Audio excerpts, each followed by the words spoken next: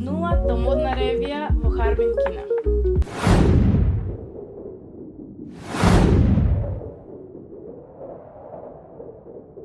Фанија, модна писта или модно студио?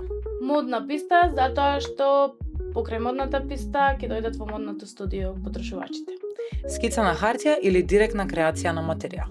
Директна креација на материјал, дефинитивно никогаш не цртам скици, освен кога работам со клиенти и кога треба да се објаснам со клиентите. Инспирација од историјата или од модерните трендови?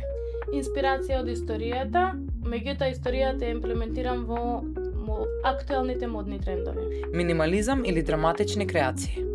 Драматични креации. Јас сум драматична по природа, тоа сега и по мојот стил. Работа сама или во тим? Сама. Париз или Милано?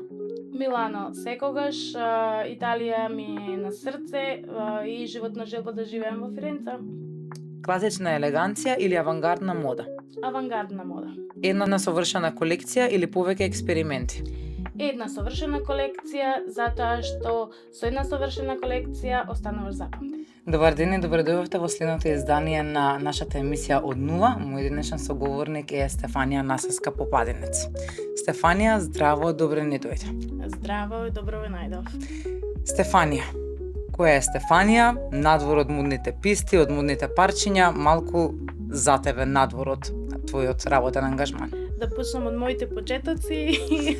Од каде се чувствуваш комфортно да почнеш, можеш да ни споделиш да те запознаеме, тоа ни е целта. За оние кои не ме познаваат, мислам дека ги има и такви. Ја Стефанија Насеска е девојка родена во Прилеп, израсната во Прилеп и факултетските денови ги започнаа тука во Скопје на Академија Италијана на одсекот моден дизајн. Дипломира моден дизајн и Стефанија Насеска од тој момент почнува да функционира во светот на модата. Она што ја карактеризира Стефанија е тоа што освен модата е љубител и на останати уметности, но и љубител и страшен љубител на археологија, историја.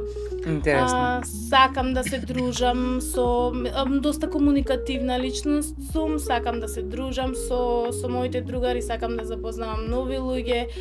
Пасија ми е да патувам, ја користам секоја можност за патување. Луѓето на мојот Инстаграм профил може да го проследат тоа. Често пати ми се случува патувањето да ми се поврзани со работата, меѓутоа јас успеам да го искористам максимумот од слободното време, па да откриам и некои нови работи, што значи дека сакам да откривам доста нови работи. Стефанија, убаво си се представи, ми е драго за се што сподели досега.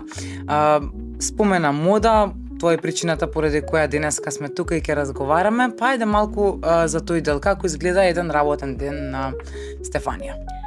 Немам јас класичен работен ден, бидејќи ние уметниците сме малку чудни, така може да се каже, особено па креативците. Еден работен ден зависи од во која фаза е работниот ден, затоа што кога се спрема модна ревија или една колекција, постојат фази на припрема на колекцијата, и така што можам да кажам дека во моментот на истражување работниот ден би се состоел од откривање на темата, поточно истражување на темата, дали е тоа преку интернет, дали е посета на музеј, бидејќи работам често такви теми. Знам да посетам музеи, знам да направам специјално патување по повод истражувањето.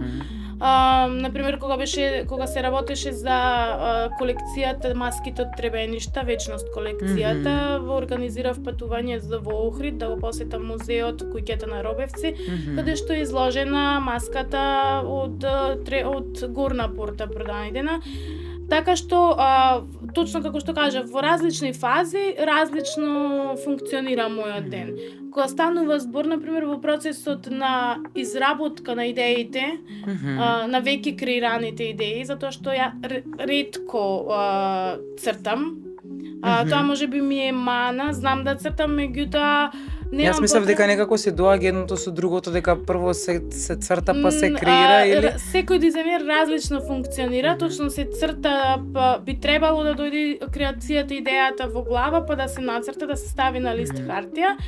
Меѓутоа кај мене не функционира така, затоа што јас функционирам сама. Јас сум во позадина и жената која шие, One woman show, да.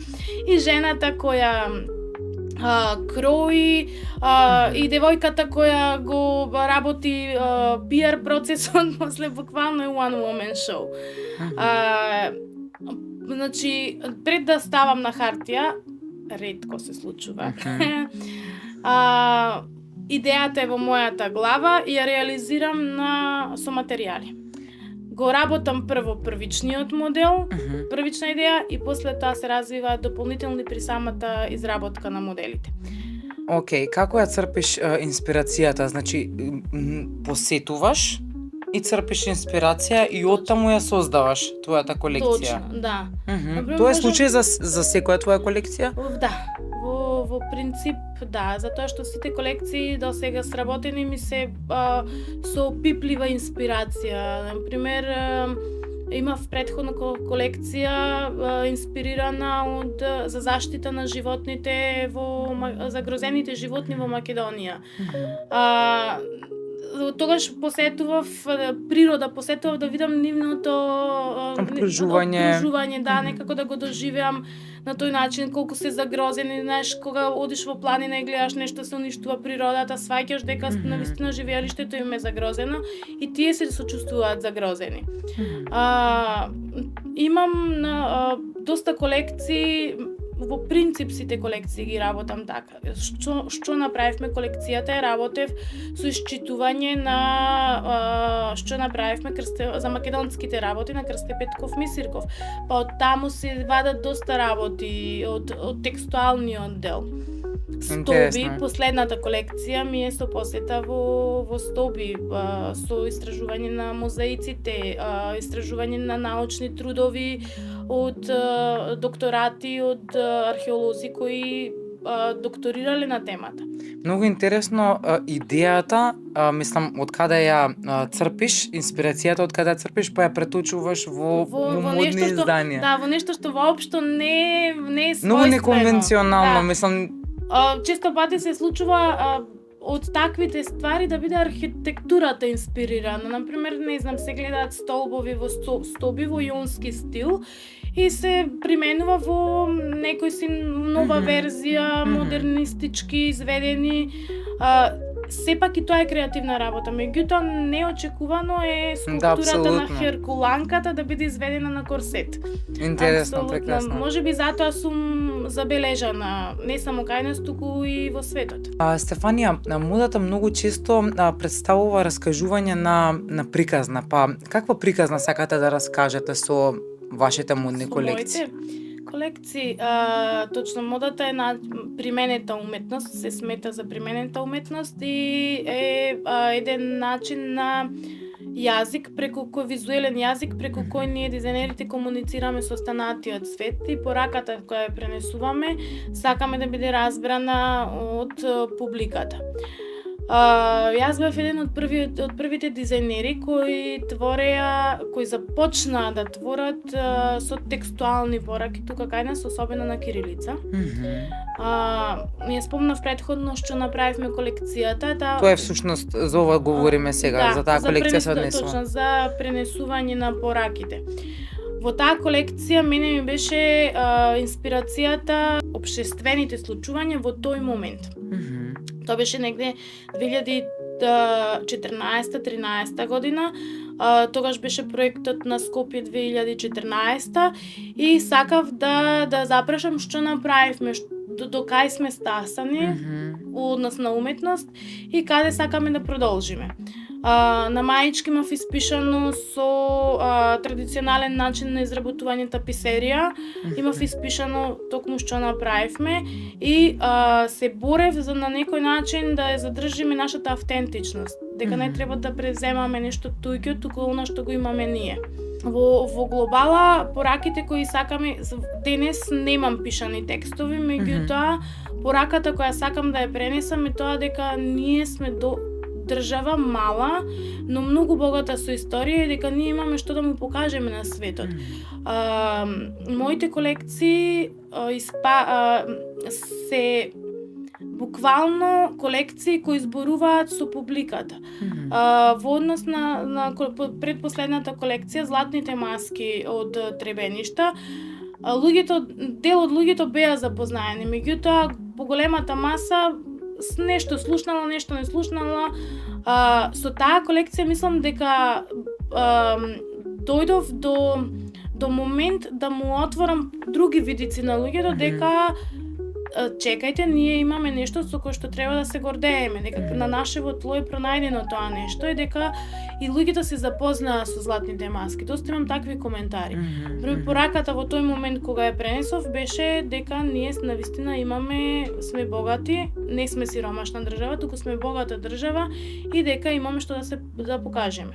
Колку модни парчиња, например, еве конкретно што направивме како колекција, колку модни парчиња се дел од оваа ревија? Во принцип изработувам минимумот кој треба да се изработи за една модна ревија на настан, дали е моден викенд Скопје, дали е некој друг настан, е 10 изгледи или 10 аутфити, ние како што ги во нашите кругови како што ги викаме. Тоа подразбира дека можеби еден изглед има 2 или 3 парчиња составен слоевито. Најчесто се од прилика негде 20 до 30 парчиња гардероба, зборувам како блуза, сукња, одделно. Минимумот е да бидат 10 изработени. Се што е плюс е добре дојдено. Несомнено, јас сум изненадена од првично инспирацијата, па потоа и нели модните парчиња каде што ја преточуваш таа инспирација и би рекла дека тоа е она што те издвојува од другите модни дизајнери. Дали можеби постои нешто друго кое што би сакала да споделиш дека те издвојува од другите модни дизајнери? Сите дизајнери сме различни. Што те прави посебно? Секој од нас различно креира, секој од нас има свој стил. Сметам дека моментот на ангажирана мода, така ја нарекуваме овој тип на мода, ангажирана мода мене ме прави поинаква од другите. И изработката како мој заштитен печат го имам земено моментот на тродимензионалност. Значи не на парчето облека може да видиш нешто што отскокнува, не е обична блуза, туку текстот например излегува надвор, тродимензионално изработен. Таква беше колекцијата Анима за заштита на животните. Назад имав изработено бомбер јакна на која што во тродимензионална форма беа испишани со материјал изработени. Текст беше Save Us, спасете не. Тродимензионалноста сметам дека ми е силна страна и дека ме прави поразлична од другите и моментот на авангардност. Затоа што не творам во момент, работам инспирација можеби од минатото, работам некоја инспирација што не е актуелна, меѓутоа вклопувам со дизајни кои се трендовски актуелни, дали форма на облека, дали некој одредено парче, например во новата колекција имам изработено кошули со врзување панделки за пролет, лето. Тоа е еден од појаките модни трендови за оваа сезона. Дали преку креацијата можеме да го извеземе, да речем, на некој начин нашето културно и историско наследство на Македонија? Еве, можеби овие колекции што ги споменавме досега, дали можеби ги имаш представено негдека надвор од Македонија? Да, ги имам представено. Започнав со представување надвор од Македонија во Сараево првично на еден фестивал таму и колекцијата Вечност беше специјално работена за таму со таква намера да се представам јас како дизајнер, но и мојата држава од каде доаѓам јас. Затоа што во таа толпа или во тоа море на дизајнери јас морам некако да се издвојам од другите, а што би ме направило автентично ако не автентичен начин. Ако не она ко моите корени.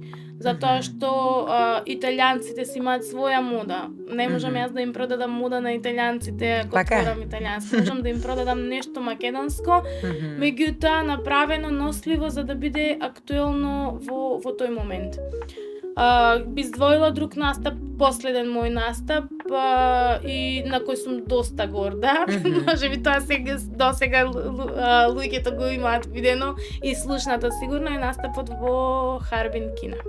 Да, она и како што нели го започнавме овој наш разговор. Малку за тоа можеби да ни споделиш колку време беше таму, начинот на организација, како беше прифатена, како стигна до таму? Интересен начинот на стигнување до таму, затоа што воопшто ми беше неочекуван. Ми беше можеби некаде во моите мозочни кели имам желба и намера да стасам некаде подалеку, меѓутоа Кина никош не ми паднала на памет. Но ете се случи. Ми биле секогаш Париз, Милано и никогаш нема да ги тргнам од листа на wish list. Но се случи неочекувано Кина. На мој настап во Сараево, со предпоследната колекција, ми забележува агентка од Словачка, која регрутира кадри за настанот во Харбин. И случајно на доручек, после мојата ревија, на доручек ме запира, ме прашува од каде сум и си нарачува фустан. Да изработам и во меѓувреме додека најверојатно на тој начин на комуникација да провери мојот квалитет на изработка. Затоа што кога одиш во странство не можеш било што да однесеш. Мора да имаш добар квалитет. Јас го испорачувам тој фустан и после тоа добивам повик од незе дека сака да ме предложи на модната недела во Харбин и доколку им се видам добра како дизајнер, ќе добијам покана од нив. И така и се случи. По кратко време, буквално се случи во 2 недели. На 1 декември, негде од прилика тука, крајот на ноември, почеток на декември, добив повик дека сум поканета за учество во Кина и се надевав дека тоа учество би било некаде околу 20 јануари, меѓутоа малку шокантно беше кога разбрав дека јас треба да патувам на Божик. На 7 јануари, дека треба да тргнам за Кина. Времето апсолутно ми се за изработка на нова колекција ми се скрати, затоа што јас претходната колекција ја немав веќе. Ми беше распродадена. Така. И морав да настапам со нешто ново. Во месец дена вложив напори. Сама. Или сама, единствено имав помош, морална помош од цело мое семејство, единствена помош физичка имав од мајка ми која дојде тука во Скопје да ми помогне, меѓутоа мајка ми не знае да шие, не знае, го знае моментот на има исто талент за уметност, да речем да ми помогне околу припрема на материјалот за изработка на корсетите. Така, па добро, и тоа во секој случај помош кога си нели кратко време. Страшна помош ми беше некој само да ти стави храна пред носот, пред те да можеш да... Можам да замислам колку било напорно. Нема време за приготвување на храна, спиев по некои 3 до 4 сати дневно, останатото беше се работа, значи кроење, шиење, сето беше буквално по цели денови. Несомнено е дека социјален живот нема. Социјален живот месец дена нема, тоа заборави, но сепак несомнено дека е голем успех за тебе и секако дека мислам за кој и да е би бил успех да замине во Кина да го представи она што е нели сопствена креација. Трудот да си го представиш, но јас би сакала малку да вратам во Македонија. Добро.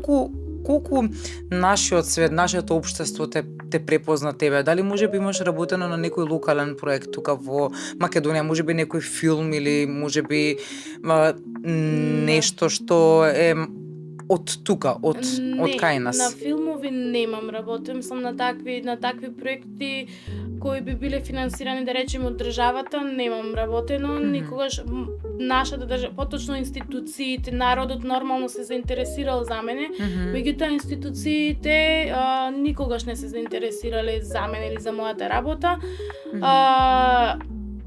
И сметам дека тоа е ни огромен минус како држава, затоа што секогаш чекаат да биде некој препознат во странство прво, па тука да се гордееме со успесите. Да, тоа е многу тажно. Морам да споделам дека во моментов до овај момент мене нема никој искомуницирано, ниту некаква државна институција од типот на Министерство за култура. Не барам пофалници, не барам финансиски поддршки, значи меѓутоа бравост да кажа чисто една благодарност за она што го уживуваш. Затоа што јас реално не се презентирам само јас себе си, тука презентирам државата во онака како што најдобро знам. А сметка на тоа ме контактира од кинеската амбасада, да ми изразат благодарност зошто јас ја презентирам нивната држава па тука во добро светло. Затоа што го споделувам позитивното искуство. Од модната ревија во Харби. Точно, да. И сметам дека тоа е грижа на институциите. Нажалост, исто јас го представив Стоби. Од Стоби немам никаква не поддршка, туку едноставно никаков интерес не пројави никој. Нивниот профил, например, е доста активен на Инстаграм. Чисто може да сподела. Дека тоа не кошта никакви пари, не кошта ништо, чисто да сподела дека некој се инспирирал и едноставно да привлечат дополнително посетители, затоа што гледам дека нонстоп се бараат посетители, не само во Стоби, туку во секој археолошки локалитет. Па така низ историјата, па така и доаѓа уметноста, така доаѓа и модната креација, која што на некој начин представува продолжена рака на нашето историско богатство преку креациите кои што ти ги правиш. Идејата заради која ја создадовме оваа емисија, Кариера МК е првенствено платформа за вработување, меѓутоа сме некако израснавме во моќен медиум, па затоа сакаме да го шириме она што го имаме во Македонија, сите предприемачки, сите луѓе кои што работат во Македонија, кои што се трудат да ја представат Македонија во добро светло надворот од Македонија, ние тие луѓе ги препознаваме и сакаме да прошириме таа приказна тука, затоа и денеска си со мене. Можам само да ти се заблагодарам за ова прекрасно интервју, да ти посакам ништо друго освен успех и добро здравје и се надевам дека ќе бидеме поканети на некој од твоите реви да го поддржиме. Апсолутно, ве очекувам покана добивате уште од сега. Благодарам. За датум ќе ви известам дополнително. Ако ви треба модел, можете исто така да се обратите. Може договорени. Ти благодарам многу, Стефанија, прекрасно ми беше. Благодарам и тебе. Секој е добро.